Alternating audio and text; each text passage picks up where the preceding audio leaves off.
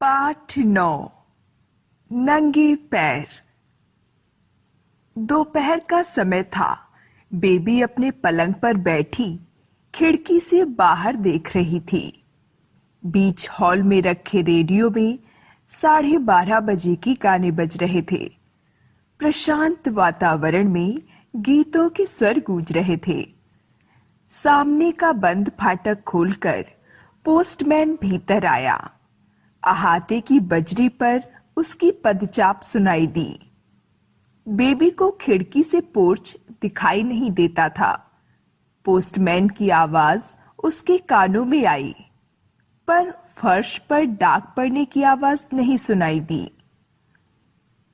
Baby पीछे मुड़ी, संभलकर पलंग से उतरी और बैसाखियों के सहारे अपने लंगड़े पैरों से कदम कदम दरवाजे तक आई। बंद दरवाजा खोलने में उसे थोड़ा समय लगा। कष्टपूर्वक इतना चलने के बाद उसने आकर देखा कि हाथ में डाक लिए अभी पोस्टमैन खड़ा है। फर्श पर डाक फेंक कर अभी गया नहीं है। सीढ़ियों के ऊपर खड़ी होकर उसने हाथ बढ़ाया और उसके ध्यान में आया कि आज पोस्टमैन दूसरा ही है। पहले वाला पोस्टमैन दाढ़ी वाला था। कोमल चेहरे वाला यह नया पोस्टमैन है। बेबी के पैरों की ओर दृष्टि जाते ही पोस्टमैन को एक धक्का सा लगा। वह द्रवित सा हो गया और उसने डाक उसके हाथ में दे दी। बूढ़े पोस्टमैन की भांति इस पोस्टमैन ने कोई बात नहीं की। मां के हाथ में डाक देकर बेबी पीछे की ओर मुड़ी और कुर्सी पर बैठकर बोली, मां, आज कोई नया पोस्टमैन था। अरे, इसमें आश्चर्य की कौन सी बात है, बदल गया होगा, मां ने कहा। बेबी की मां ने बाल मित्र का अंक बेबी के आंचल में रखा, रेडियो बंद कर दिया और वे अपने कमरे में चली गईं। दोपहर में बेबी को सदैव एकांत सा लगता। किसके साथ बात करे, किसके साथ हंसे, यह प्रश्न सदैव ही बना रहता। तीसरे दिन फिर पोस्टमैन की आवाज आई, पर डाक गिरने की आवाज सुनाई नहीं दी। कष्ट से चलते हुए बेबी अहाते में आई। पोस्टमैन अभी खड़ा था। बेबी की ओर देखकर उसने लज्जायुक्त स्मित किया। बेबी भी हंसी।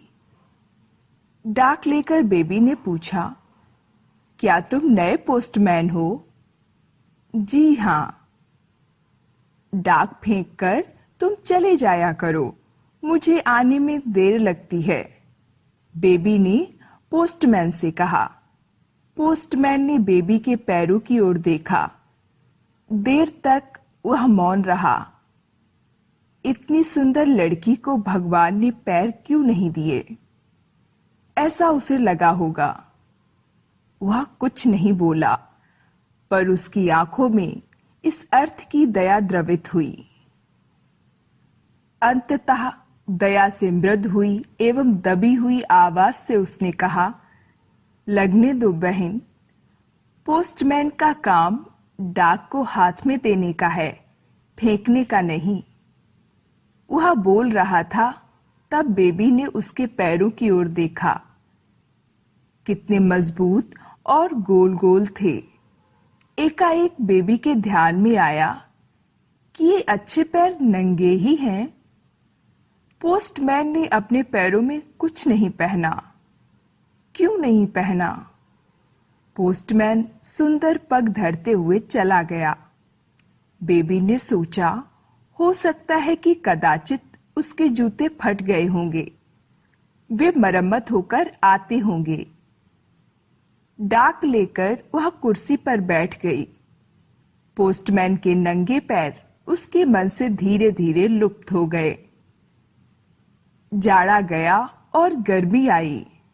तेज धूप पड़ने लगी। कोलतार की सड़कें तपने लगीं। डामर पिघलने लगा। इतनी कड़ी धूप में कोई किसी को फांसी भी नहीं देता, पर पोस्टमैन आता, उसके पास छाता नहीं, साइकिल नहीं और जूता भी नहीं। धूप में उसका चेहरा लाल पीला होता, पसीने से उसका कोट पीठ से चिपका रहता। सूखे अधरों पर वह जुबान फिराकर लजीली हंसी हंसता और डाक देकर लौट जाता। पसीने से उसका कोट पीठ से चिपका रहता।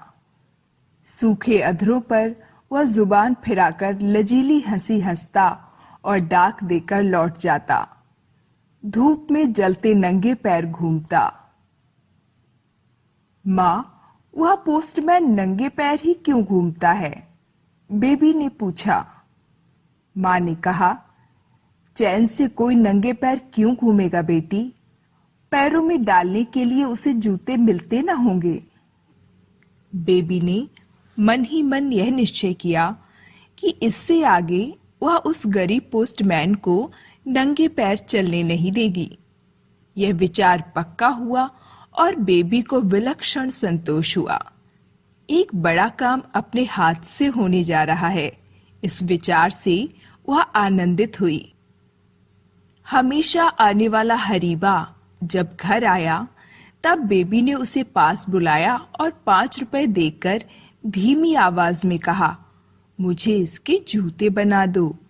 हरीबा ने बेबी के पंगु पैर की ओर देखा और सिर हिलाकर कहा, बना दूंगा बहन, नाप ले लूं? वह बोली, अरे मेरे पैर का नहीं। फिर किसके लिए बहन? हरीबा ने पूछा। इस प्रश्न को सुनकर बेबी एक उलझन में पड़ गई। उसको लगा कि मानो अब सारा खेल बिगड़ने जा रहा है। अंत में प्रतीक्षा करते हुए मोची को उसने कहा, 2 दिन बाद आओ हरीबा, मैं नाप दूंगी। अगले दिन पोस्टमैन आया और थोड़ी देर रुककर डाक देकर चला गया। डाक को कुर्सी पर रखकर बेबी अहाते के किनारे आई और सीढ़ियों से नीचे उतर आई। फिर फ्रॉक की जेब से परकार निकालकर जाने वाले पोस्टमैन के पदांकों का माप लिया। आढ़ा, सीधा, टेढ़ा। वह माप व आकार ध्यान में रखा और फिर उसी कष्ट के साथ कमरे में आ गई। हरीबा को काम मिला। उस हिसाब से जूते तैयार किए गए और बेबी को लाकर दे दिए। तब होली का त्योहार मनाया जा चुका था। पोस्टमैन कब आएगा राह देखने लगी। दोपहर को पोस्टमैन आया। बेबी के आने की राह देखने लगा। पैर घसीटती घसीटती बेबी आई। उसके हाथ में पुराने समाचार पत्र में लिपटा एक बंडल था। अहाते में आकर बेबी खड़ी रही। सदैव की भांति बिना अधर खोले वह मुस्कुराया और पत्रों का गट्ठा उसने बेबी के हाथ में दे दिया। बेबी ने पोस्टमैन के हाथ में जूते का बंडल थमा दिया। अचरज में सक पकाकर उसने बंडल खोला। भीतर सुंदर जूते थे। पोस्टमैन मन ही मन कह उठा, इस बच्ची ने मेरे नंगे पैर के जूते दिए। इसके पैर नहीं हैं, वे मैं कैसे दूंगा? काम खत्म करके पोस्टमैन ऑफिस आया। बड़े बाबू की मेज के सामने जाकर बोला, साहब, मेरी लाइन बदल दीजिए। सिटी में कहीं